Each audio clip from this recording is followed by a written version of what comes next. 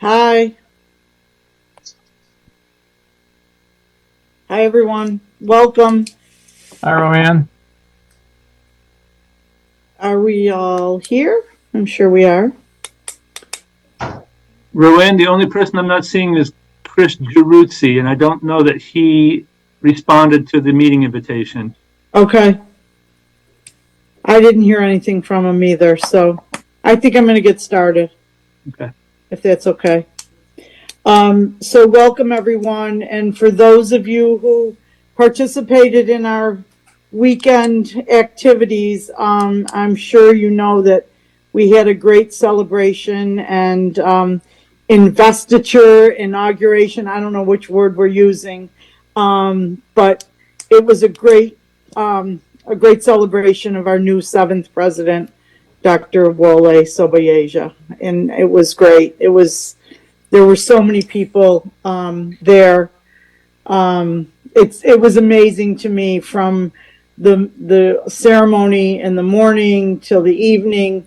The representatives from the universities around the state, his friends and colleagues that came to celebrate his accomplishment, his family. They came from all over the world, literally, all over the world. So for those of you who participated, you know what I'm talking about, and it was a great day. It's just it was just an unbelievable morning, afternoon, and night. And we were very much. We had the pleasure of having our president serenade us on the piano, which was absolutely wonderful. He's traveling internationally right now, so he's not with us, but I'm sure at the next meeting, we can applaud him. He was excellent. Mark Montgomery and I were like shocked that it was just wonderful. It was just wonderful. So, with all that said, if anybody would like to comment that was there, you're more than welcome to comment. I think it was just a beautiful, beautiful day. I'm sure it was a beautiful weekend too. I know it was alumni weekend and everybody came to campus. So it was very nice. I want to thank Andrea for her role in putting it together. It was really, really smooth event. Everything seemed to go very well. Yes. Well, I would be remiss if I didn't thank Andrea and Wayne, who were the co-chairs of the event. But I know that everybody on this Zoom meeting and everyone on the campus had something to do with a part of that day. But I have to say, Andrea and Wayne can throw a good party. I will say that. The party in the evening was wonderful, and I know the luncheon was great. So the pictures just looked great. And it's a testament to our president that he had so many university presidents, provosts, and people come to join in his celebration of his accomplishment. So we're very honored and privileged to have him as our president, and I know that we're going to move to greater heights. So, with that said, I need to have approval of 2 different minutes. First, I'll start with the minutes of the April 17th, 2024. You've received them. May I have a motion to accept the minutes? So moved. Bill, a second? Second. Mitch, thank you. And does anyone have any comments or changes to the minutes? Any discussion? Hearing none, all in favor, please indicate by saying aye. Aye. Raise your hand. I don't care what. Any opposed? Any abstentions? Okay, the minutes of April 17th have been accepted. I also have to do the minutes of the July 30th, 2024 special meeting, where we did some changes for Jennifer. Can Can I have a motion to accept the minutes of July 30th, 2024 special meeting? I'll motion. Who was that? Oh, Keith. Keith. Thank you, Keith. A second? Second? Bill? Okay. I have a motion. I have a second. Any discussion on that? None heard. Please indicate by saying aye if you approve them. Aye. Opposed? Abstentions? The minutes have been accepted. Thank you. Thank you very much. So that business is done. The president's report is going to be given by Dr. Russell, along with the Middle States reaccreditation update and enrollment update. So Dr. Russell, our provost, please go right ahead. Thank you.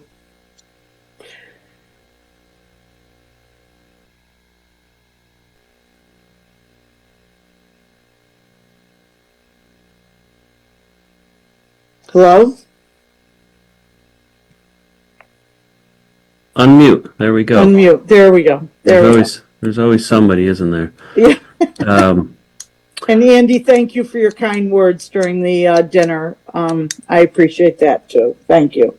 yeah, it's my pleasure. Yeah, I wanted to say two things before I kick things off. First, Okay. actually three things. First is a greeting from Wally. He just reached out by text, sharing his regrets for missing the meeting and asking me to pass on his warm regards to this group. So that's one. Two, as I said on Friday night, I'm just continually struck by the impact that a strong college council chair can make on not only a campus and a search, but on a community and a region. So a big tribute to Roanne for carrying the baton and the torch, whatever metaphor you want. But Roanne, the campus knows how much that you've put into the campus and the search, and we really thank you for that, along with the entire board.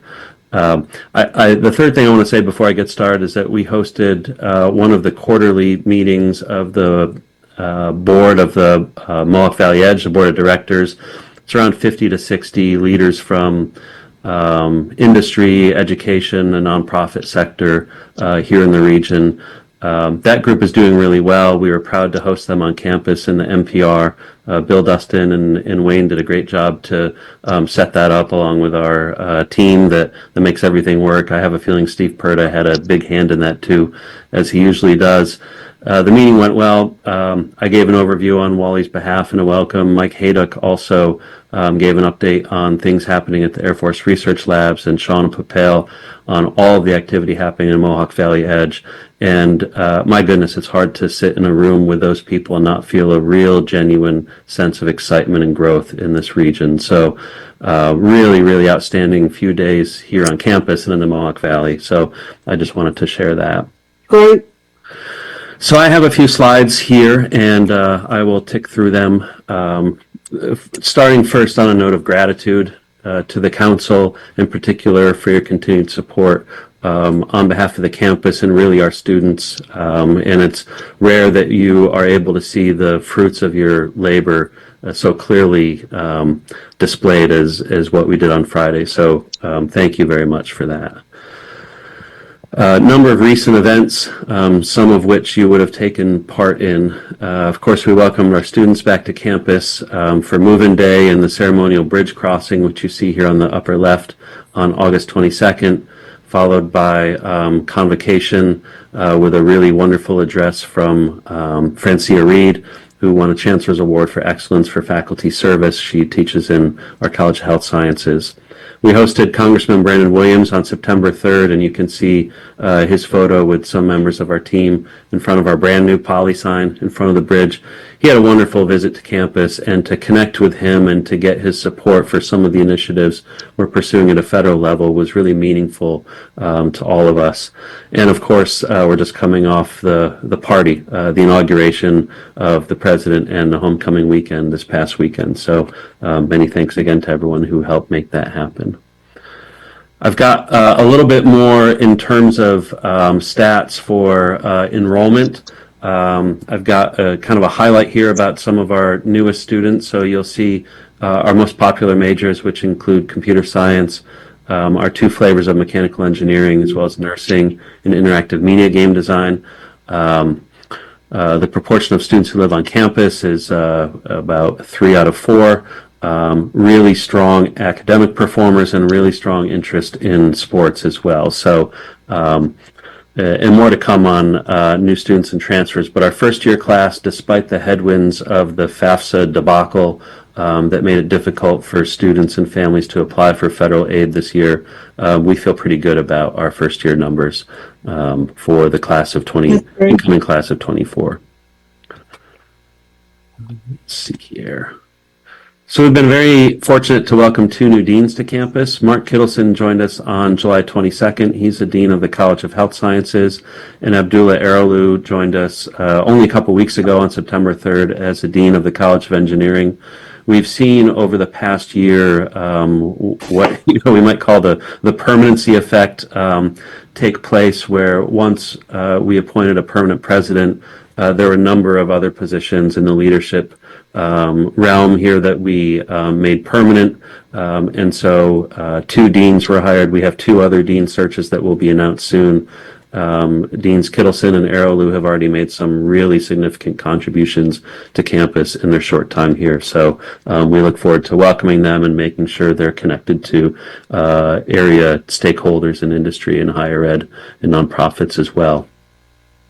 We've made good use of the investment in us by SUNY for research, including the creation of 10 new interdisciplinary research centers.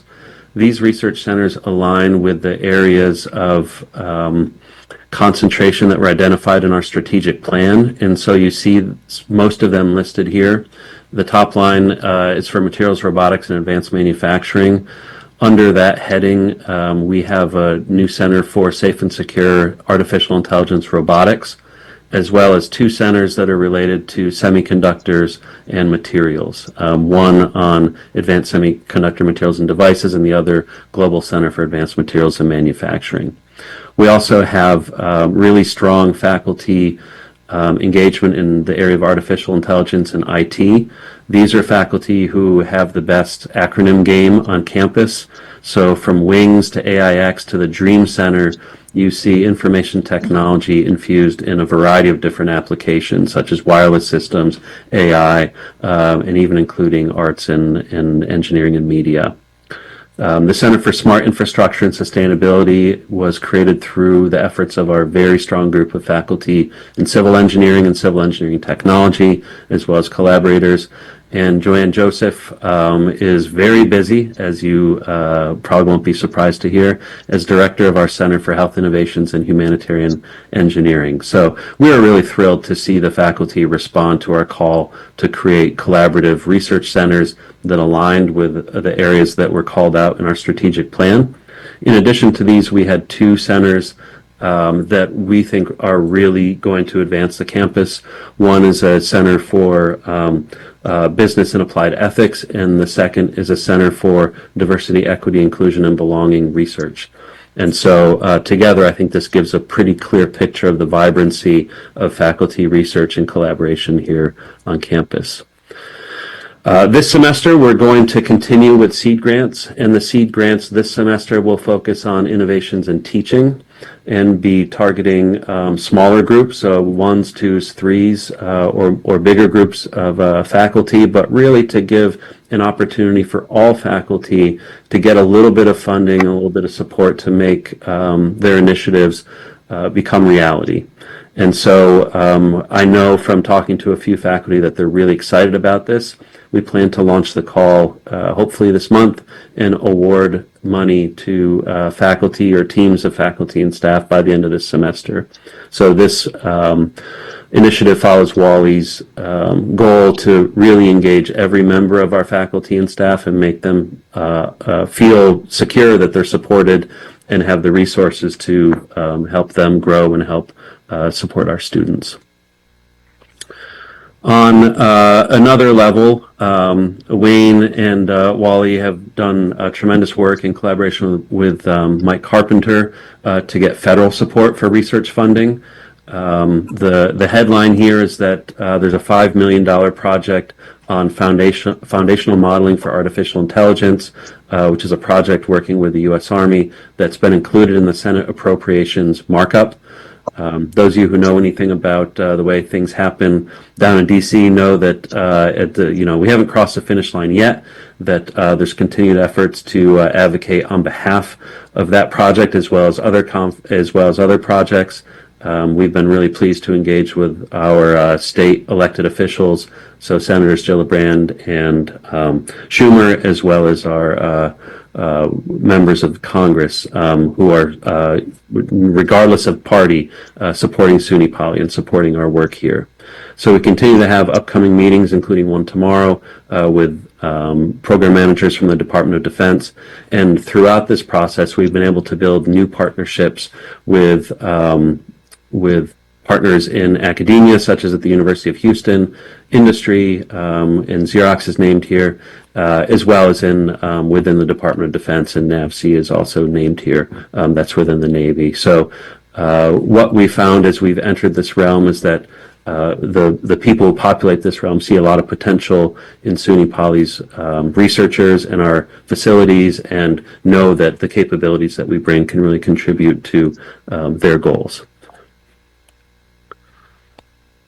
So locally, the way that we're powering all of this and pulling these pieces together is to establish consortia with partners in three key areas. The first is quantum technologies and research that advance the application of quantum technologies.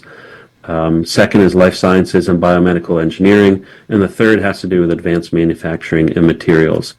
And so you can imagine the partners that we're bringing to the table with each of these, and you'd probably be correct. So in quantum, we've been meeting with the Air Force Research Lab as well as with Innovare and Griffiths Institute and major companies such as AIS.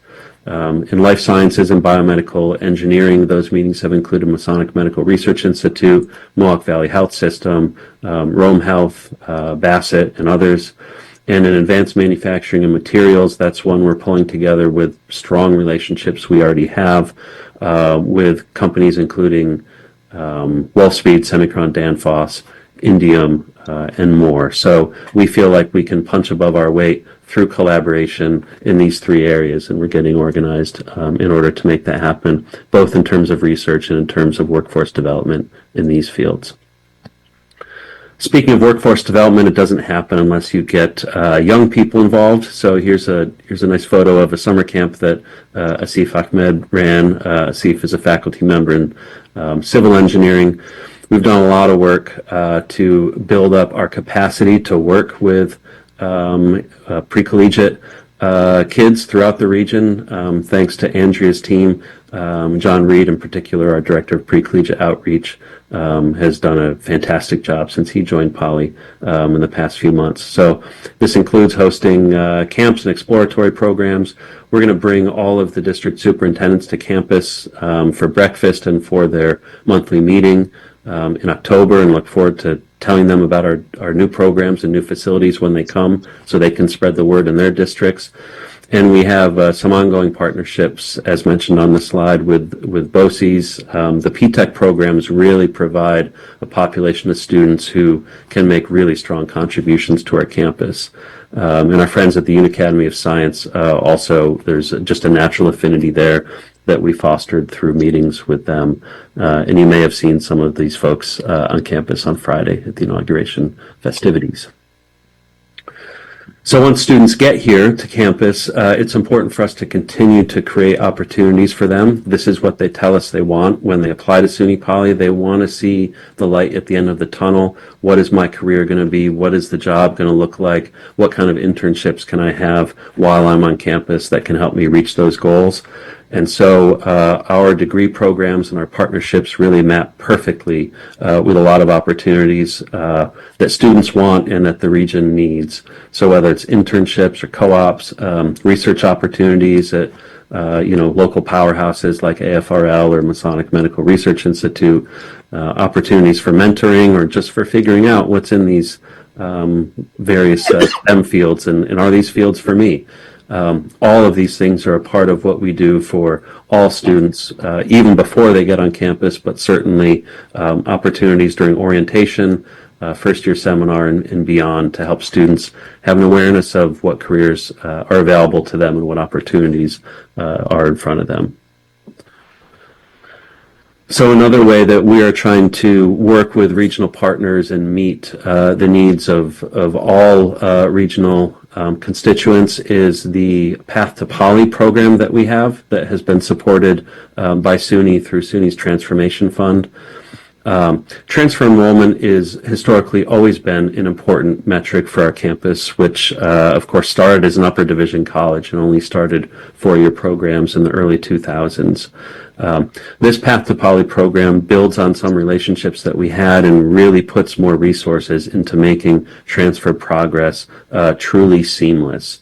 So this involves connecting with staff and faculty with their counterparts at our four largest feeder community colleges, which are Mohawk Valley Community College, Herkimer Community College, Onondaga Community College, and Hudson Valley Community College. So once those people get together, they have a better understanding of what obstacles students might face and what staff and faculty can do to make students' progression from a two-year college to a four-year college easier. So in the spring, we started with those relationships at the faculty and staff level, including some cooperative marketing that has reached around the world. So when Herkimer and Mohawk Valley have traveled internationally, they've carried SUNY Poly gear and branding with them, for which we're very grateful. And we've seen the results bear fruit relatively quickly with a huge increase in transfer enrollment, 37%. And I'll get you the raw numbers in a slide to come.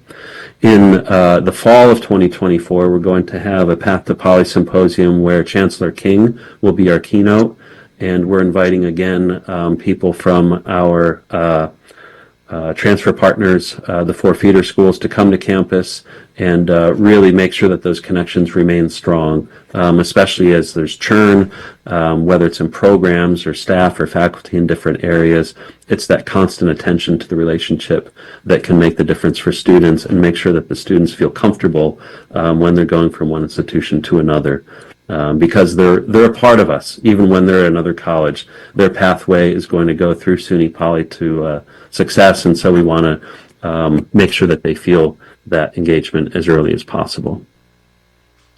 Some exciting things happening on the construction front as well here on campus. We've got a couple renderings of the new campus center.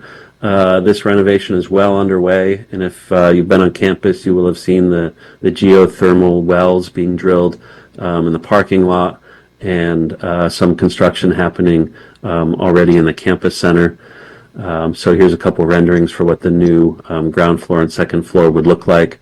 And of course, one centerpiece of the campus center will be the Grimmer Court, which will be ready for competition, not this basketball season, but the next one. So we're excited to see that come to fruition for the basketball teams and to really have a hub for all of our students here on campus. You also would have seen some new road construction if you went in on the Technology Drive entrance from Wolfspeed. Really terrific job that the contractors did in collaboration with our facilities team here on campus. New roads, new curbs, new lighting, and some. The lighting is great. Yeah, so it's the lighting really is great. So there's a lot more construction to come here on campus. So so far so good. We're excited to see what's next. The bridge looked great, and when we went outside for the fireworks, I saw the bridge lit up and the lighting was wonderful. It was very well done. Yes. Good. Thank you. Yeah. Terrific. Yeah. So That's the update. I want to finish as I started, with gratitude and a note of thanks for all that you do. As I said at the outset, you really can see the difference that your effort and engagement make for Poly, for the students, and for the region as it continues on this really remarkable upward trend. So thank you very much for that. I'm happy to pause and catch my breath and field questions before I go on to Middle States and enrollment updates.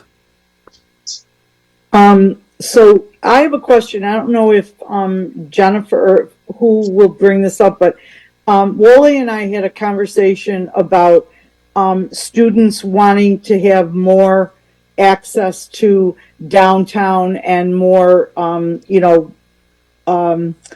don't know, I wouldn't just say nightlife, but access.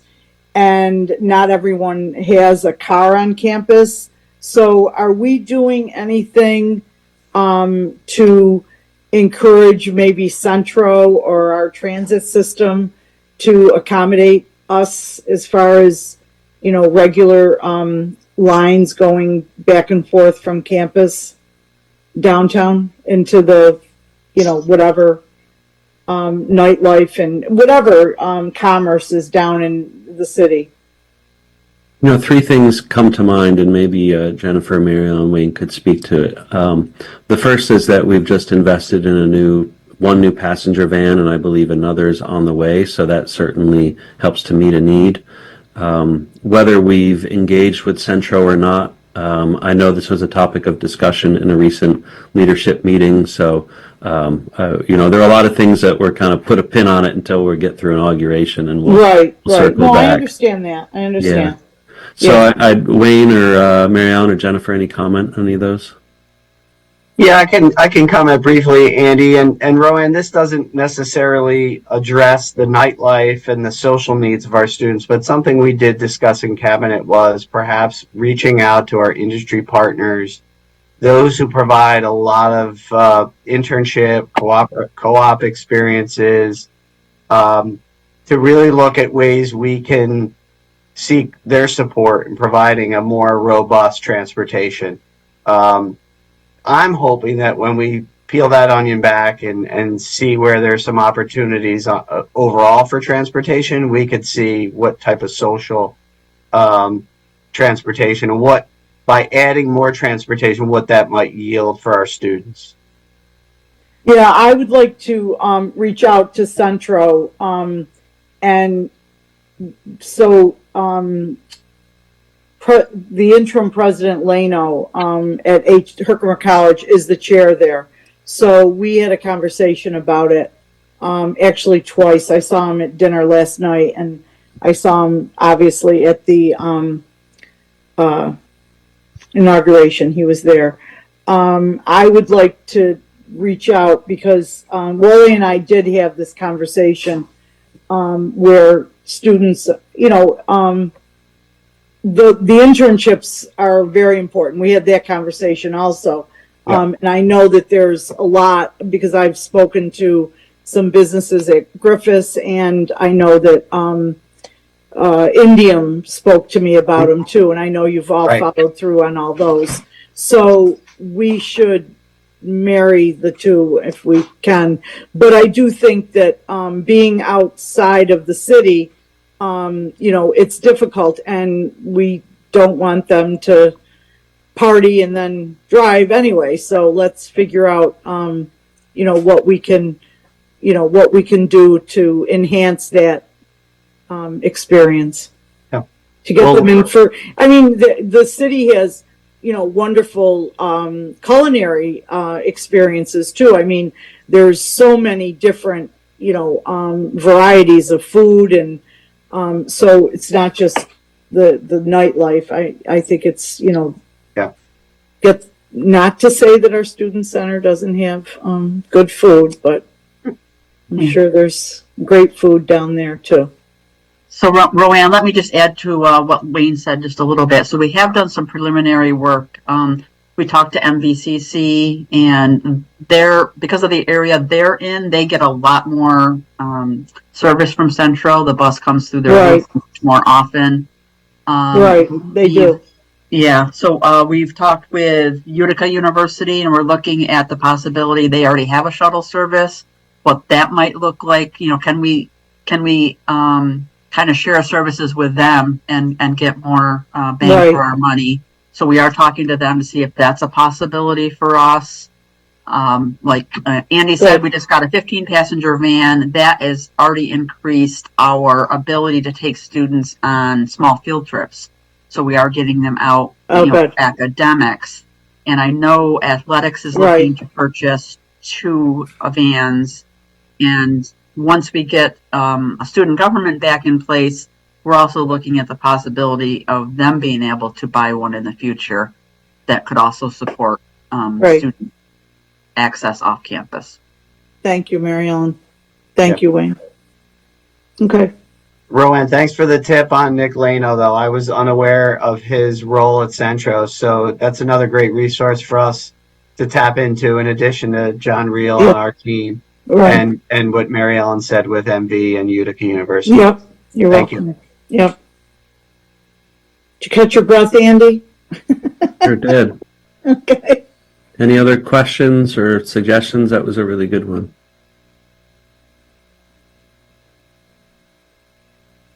We can go on. Thank you. So next up is back to me, Middle States updates. So things are heating up when it comes to Middle States, and there's a few dates that I want to make sure you're aware of. The first is a mock visit. These are on the dates of October 16th and 18th. And the mock visits are something that's been coordinated by the SUNY Council on Assessment. And these are staff members from other campuses, usually who are involved with assessment, coordinated through the assistance of the provost's office at SUNY System, that put campuses through the ringer so that they know what's coming.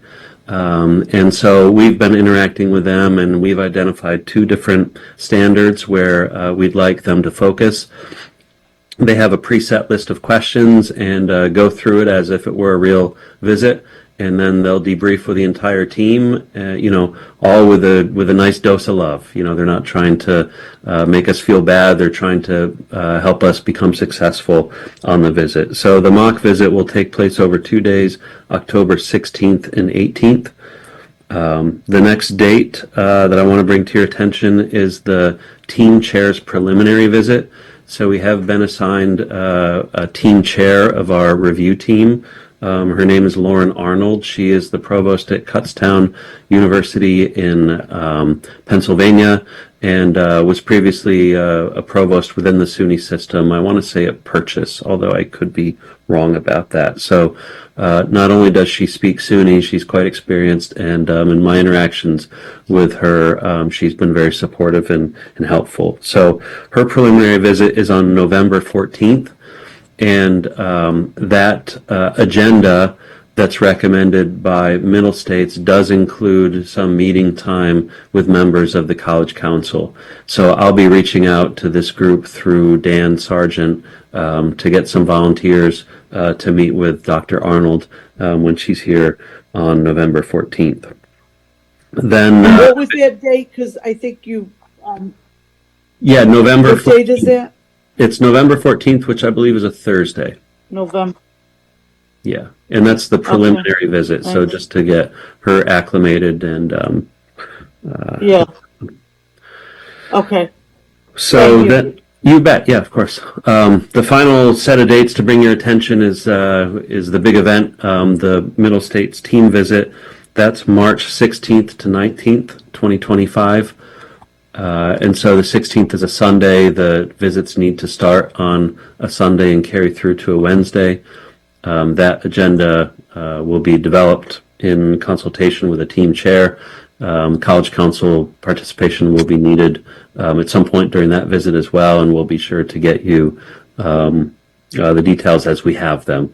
So I'll work with Dan to make sure that all these dates are in your email, and you'll get calendar invites if you're available. I know we've had some participation for the different standard writing groups, and we really, really appreciate that. It's really important to us. It's really important to Middle States that we have a robust engagement from our council. The last thing I want to tell you about when it comes to Middle States is that thanks to the diligent efforts of our co-chairs, Carly Phipps and Mike Carpenter, our self-study draft is due October 1st. So this is, there's 7 standards that Middle States assesses, or that Middle States oversees, and the campus writes chapters that relate to all 7 standards. And so the teams have been working on those, and our internal deadline for those 7 chapters is October 1st. So a big thanks to Carly, Mike, as well as Sarah Lacqua, who joined us not too long ago as coordinator of assessment, and has joined the SUNY Council on Assessment, and has really, really taken to her new role in ways that benefit the campus. So again, I'll communicate to the council about all those dates and any invitations or opportunities you have to engage with those folks. We'd be really appreciative of your time. Thank you. Any questions on Middle States? Any questions from, yeah, any questions on Middle States? Anyone? Okay. No. Okay, so, uh-oh, what did I do? It said my screen sharing is paused. Resume. What's happening? Share. Started screen sharing. It says Andrew Russell has started screen sharing, and it's He is trying. circling. Well, I can give you at least the verbal. Oh, there. How's that? Okay, I did something. Okay. So, do you see a slide that says enrollment update? Yes. Terrific. Yes. Getting the hang of Yes. the Zoom thing. So this is really a simplified version of the data that we get that's divided across all aspects of our students. I think the bottom line is the bottom line here, and it's a story of increase. So there has been an enrollment increase at SUNY Poly from 2023 to 2024. It's relatively modest, of 17 students. As I said at the outset, the headwinds of FAFSA, I think, were really the big story here. So if you go up to the top line, you see the first year numbers are modestly down. Our final first year number is 373, so that's down about 16 students from last year. The big story to my So mind. what's that? That is saying. Can I just ask Yep. you? Please. Is that saying that our first year students didn't come back for their sophomore year? Right? Is that what our set? So that's no, what we're that's losing our first. They were here No. for their first year and they transferred out. No, that's What a different happened? measure. Or you don't Yeah, know what happened, but we is don't that have that. what I can conclude? No, that's a different measure. We don't Okay. have that information just yet. What this slide says is that in 2023, we had 389 first-year students, and in 2024, we only have 373. So the measure that you're referring to is a first-year retention. So we're still working on that number. Yeah. We don't No. have it yet. Oh, okay. All yeah. right. Okay. This is just Okay. year-over-year Thank you. change of first-year, first-time students. The second row is transfer Okay, students. thank you. So in 2023, we had 255. We had an increase of 83 students, or a 33% increase in 2024. So that's due in significant part to the Path to Poly initiative that I was talking about in the earlier presentation. Is really encouraging to see that that SUNY Poly's reputation amongst our community colleges remains really strong. Then the graduate numbers as well increased somewhat modestly this year from 232 new students in last year to 246 new students this year. So again, a modest increase of around 6%. And we're going to continue to emphasize I'm losing you. Is everyone? Oh, can you hear me still? I can. You can? We I can back? hear you. Okay, I see Roanne. Can you hear us, Roanne? She's frozen. Oh, Yeah. I think she dropped off. She may be coming back in, going out and coming back. okay. Okay. So, well, the numbers tell the story here in any case, just to conclude the thought. Overall headcount is up. Total new students are up. We're working hard to yield the class that will enter in the fall of 2025, as well as students that will join in January 2025. So I'm happy to answer any questions about that as well. We got Roanne back. I don't have any. No? Yeah, we're back. I'm back. Okay. I don't have any questions. Okay. Bill? No. Anybody? Okay, thanks. Thank you, Andy. You're welcome. Thank you for all those presentations. Thank you for giving us all three. Student affairs, student activities update, Jennifer Adams. Jennifer?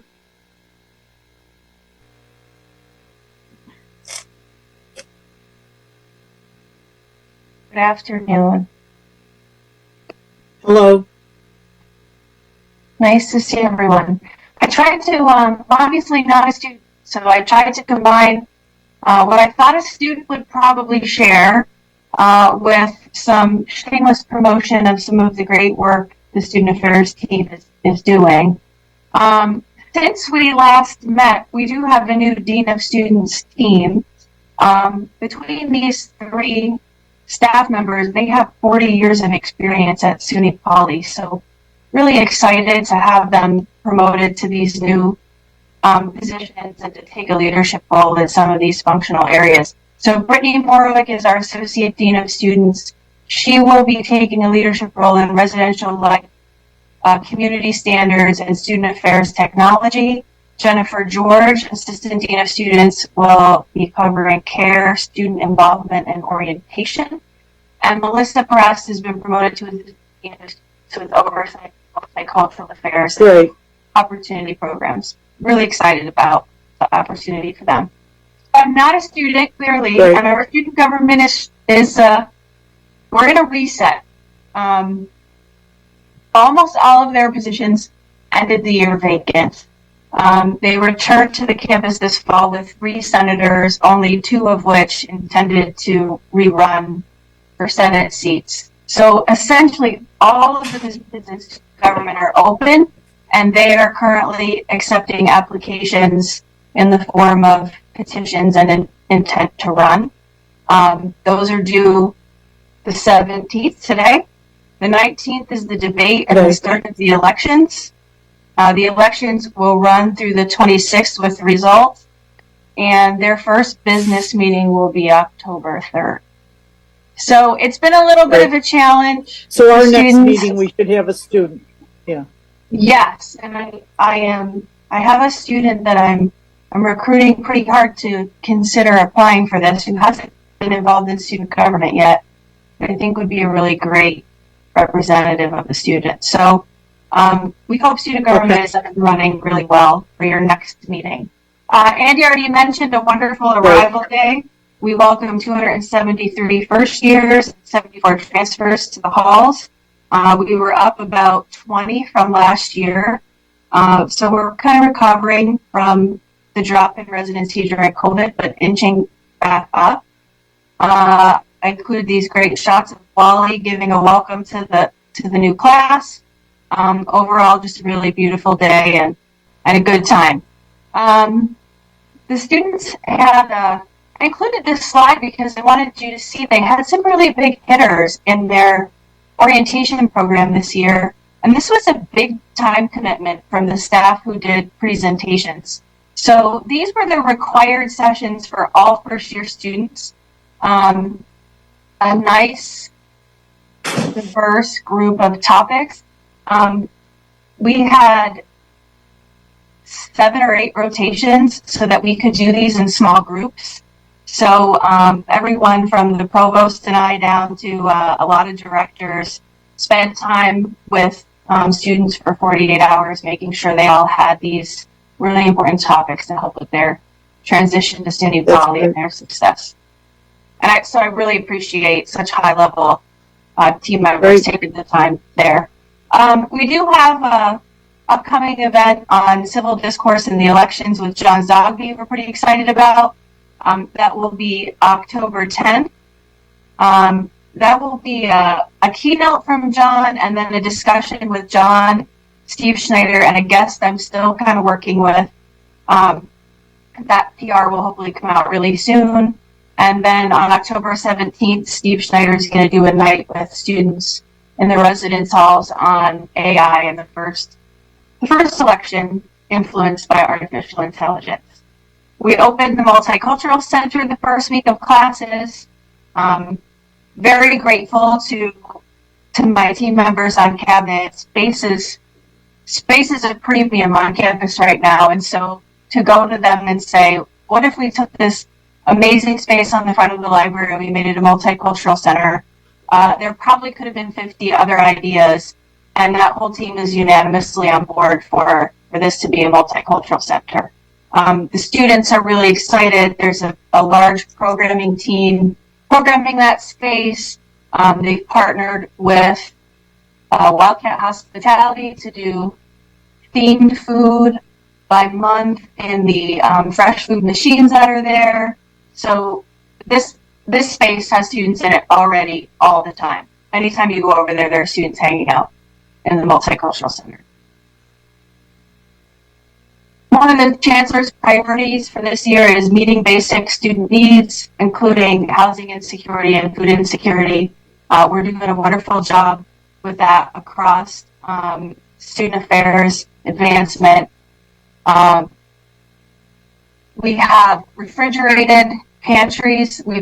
Diana DePrimo has written a proposal for SUNY Poly to receive this grant for refrigerated pantries that will give students fresh food 24 hours a day in Kinsella Hall. So that's a huge, SUNY's one of the priority first sites for these refrigerated pantries. So we'll be giving a lot of feedback to SUNY about how they're working and how they can be a model for all the campuses. But our food pantry in the bookstore is still really well stocked, very well used by students.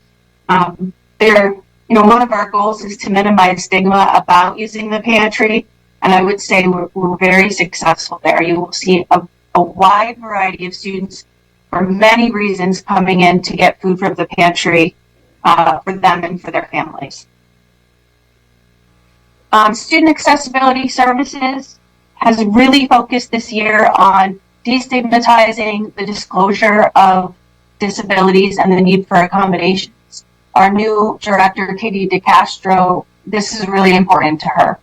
She worked closely with the admissions office to use Slate to provide students with opportunities to disclose disabilities and the need for accommodations before they come. It's a very helpful time to do that in the summer, because once they get here and their parents have left, it becomes far more intimidating to go to this office and register. When she can have them register with Accessibility Service in the summer and have first consult meetings with her and her coordinator, Jill, the students start the academic year already comfortable with that office and already feeling like they're supported in their academic work. So 42 students use that form this summer. That's 42 students that they would be processing now in prior years. So she has, I have to move my pictures here. 221 students registered. That is up from 157 last year. They're still working through a few that registered when they arrived. And they will be transitioning to a new space in Donovan that's much more conducive to testing in ethical and inclusive ways. So we're really excited. Again, space is a premium, so the academic partners being willing to give up a space so that students can have better testing accommodations is just a really important partnership to student affairs and accessibility services. She also has a consultant coming to campus next week. Adam Meyer from the University of Central Florida will be coming and doing an external audit on the entire campus and accessibility. So at the end of that, he'll give us his recommendations, his findings for best practice, and strategies for improving accessibility on the entire campus.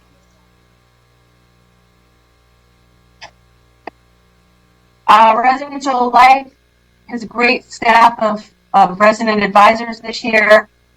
They are on year 13 of doing one-to-one relational meetings with students. Those meetings have RAs meeting with every residential student one-on-one for an hour within the first 5 weeks of classes. Our interest communities are full. They've been really upping the programming in the halls and outside the halls, because these students are actually coming out of their rooms, engaging on the volleyball courts, playing can jam. We're already seeing a slightly different vibe and culture on campus with students this fall. And then low-hanging fruit, but the way students feel about their desk chairs is very passionate. They very much wanted us to replace all the desk chairs with something more comfortable. It was a really large investment, but we did that this summer, and they're happy.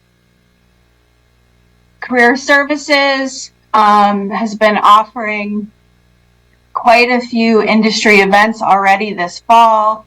That's a few great. more lined up for September, and the Career Fair October 24th.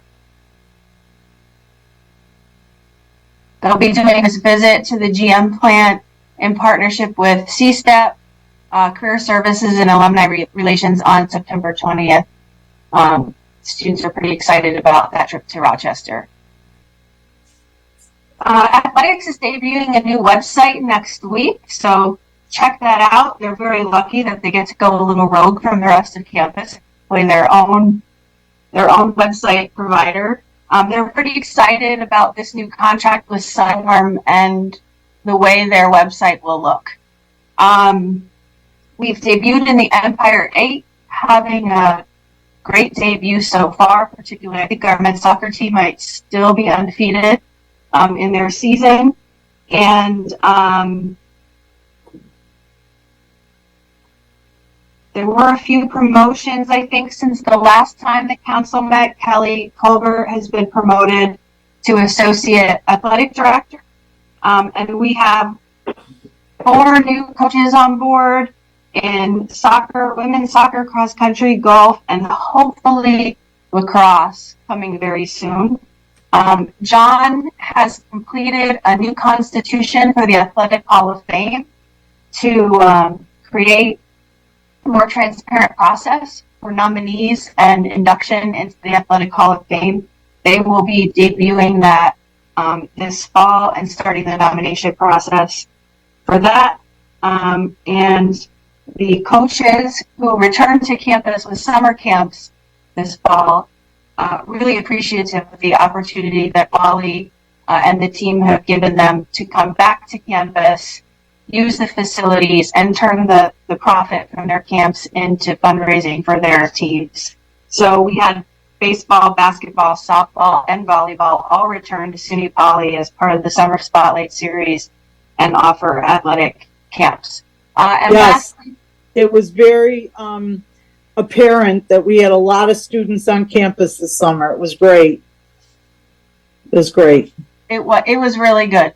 And lastly, they came up with a name, image, and likeness policy for our students.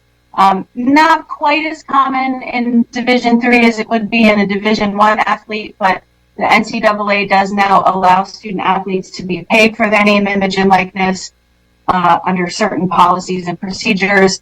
And SUNY Poly now has that if we should happen to have a student who's able to profit from their name, image, or likeness. Esports.